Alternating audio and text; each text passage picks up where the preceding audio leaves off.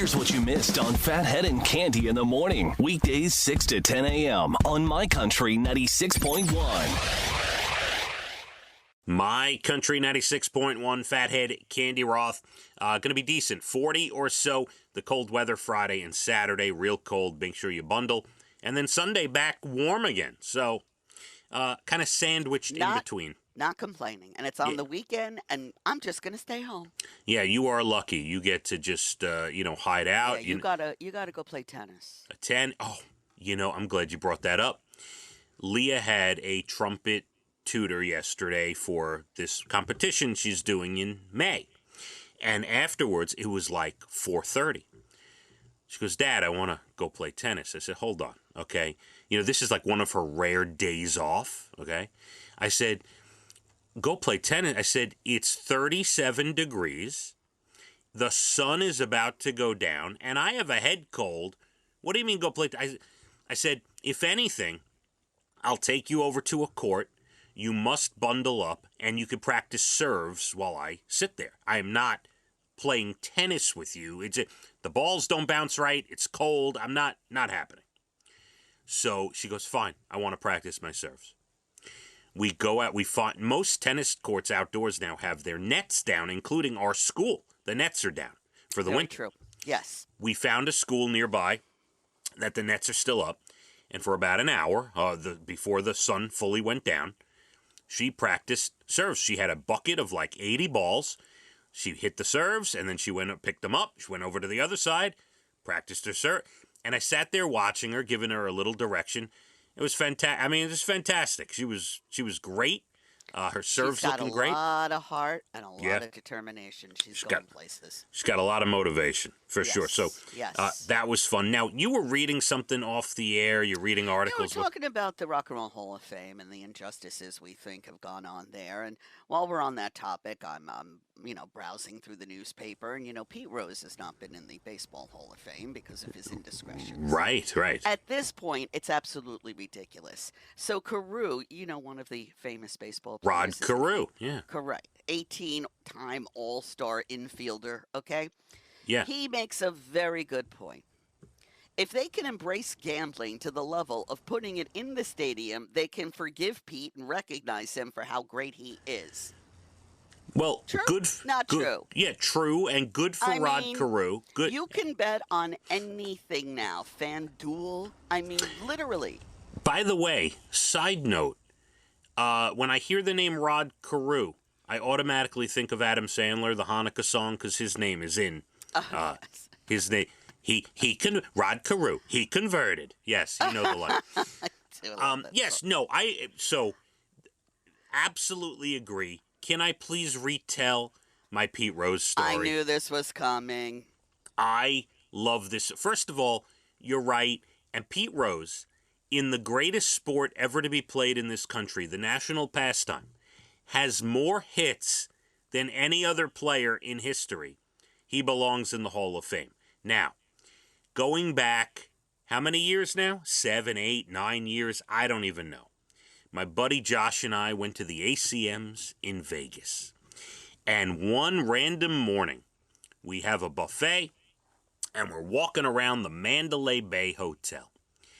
And we walk on into the race and sports book there that's, you could sit down and watch any sporting event and whatever. Cande, it is a Thursday morning. We just finished breakfast, about 10 a.m. Vegas time. Okay? So, rest of the country, like out east, it's about 1 o'clock. There's preseason baseball going on at the time.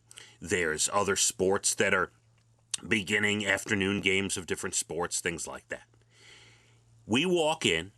There is no one in there except one person. Okay, there's two tellers. I will remember this story forever. Will. You tell it often enough. Because it's great because there's two tellers behind the counter, and this room is huge, and there's only 3 people in the room. Me, my buddy Josh. We look over to the right. Drum roll, please. And I elbow him. I go, look at that guy over there. Dead ringer for Pete Rose. He's like, I think that is Pete Rose. So we walk over. Pete Bleepin' Rose is in a Vegas sports book by himself, betting horse races, watching preseason baseball. He's sitting there with a white-on-white Cincinnati Reds hat. And we go, Mr. Rose, we shake his hand. We bow to thee. Nice to meet you. He refused to take a picture because he's on in a sports board betting on horses. He was on a break from about maybe 100 feet away are escalators at Mandalay Bay that go up into a shopping mall. He was on a break from a sports memorabilia store where he was getting paid to take pictures with people. Right, so he couldn't take a picture. I understand So that. he says, sorry, I'm doing the thing, whatever. Shook his hand. Couldn't be nicer for the 10 seconds we interacted with him. And there he was, placing bets in Vegas at 10 a.m. on a Thursday morning. Pete Bleepin' Rose. Completely legal, may I say. One of my Listen, great stories. He's a gambler, okay? Just Does incredible. that mean he's not one of the greatest baseball players ever? He is. He is one of the greatest baseball players of all time. I dressed up as him for Halloween once, Candy. I went to school. Scary. Never Did you forget. Have to put a wig on?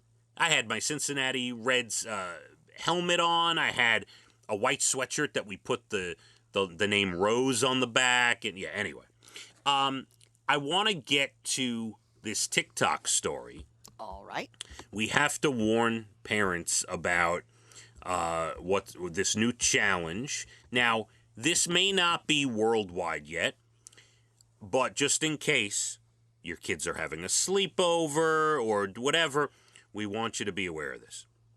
15 kids in Mexico had to be hospitalized this week after taking part in the tranquilizer challenge. What? Kids all take a tranquilizer and then videotape it, and the last one to fall asleep wins the competition. Yes. Now, No. check this out.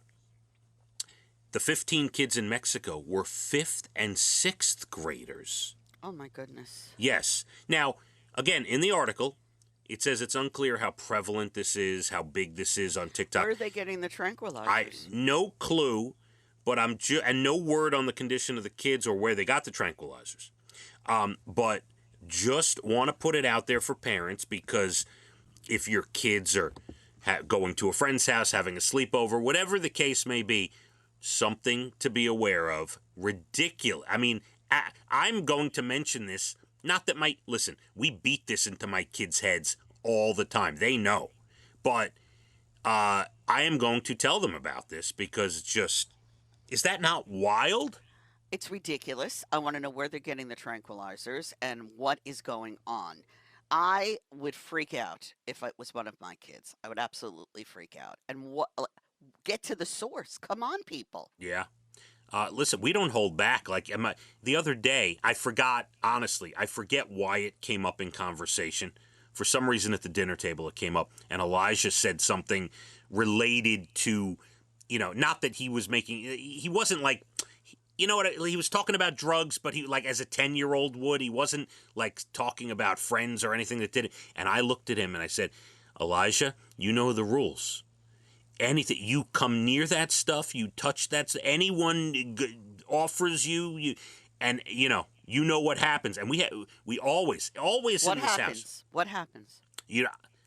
I don't want things I tell him I can't say on the air because I would be deemed a terrible father. Oh.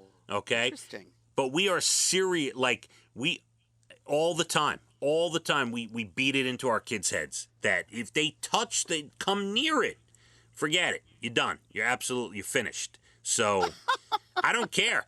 You know what? There are things called rebellious teenagers. And when you make a threat like that, I know in the back of my wild mind, I'd be like, oh, yeah, Dad. Okay, we'll see. No, my parents, I'm taking a cue from my parents because I remember them having these talks and conversations and really drilling it home. I don't care. They need to be scared. Kids need to be scared about drugs. And if you're not sitting at the dinner table scaring the you-know-what out of them, you're not doing your job. That's all. That's my parenting. That parenting show is on ABC tonight. That's That's my parenting tip. Scare the you-know-what out of your kids and what you would do to them and what drugs are going to do to them. End of story. That's what you got to do. All right, Big Daddy. All Okay? right. Yes, you're scaring me now. Take it from me. Okay, I got to calm down. My throat hurts now. I got to calm down. Really going nuts. All right, we're less than 20 minutes. Elijah, I will come and save you. No, he doesn't need to say. He's just Elijah, fine. You call Aunt Candy. I'll come over and save you. This kid lives in luxury, all right? This kid, he doesn't need anything. Less than 20 minutes to your bald and the beautiful entertainment, everything from Nashville to Hollywood. Going to be 40 today. Friday and Saturday, very cold. Sunday warms up again. Let's hit the roads. My Country, 96.1. Phathead and Cande in the morning. Weekdays 6 to 10 a.m. on My Country 96.1.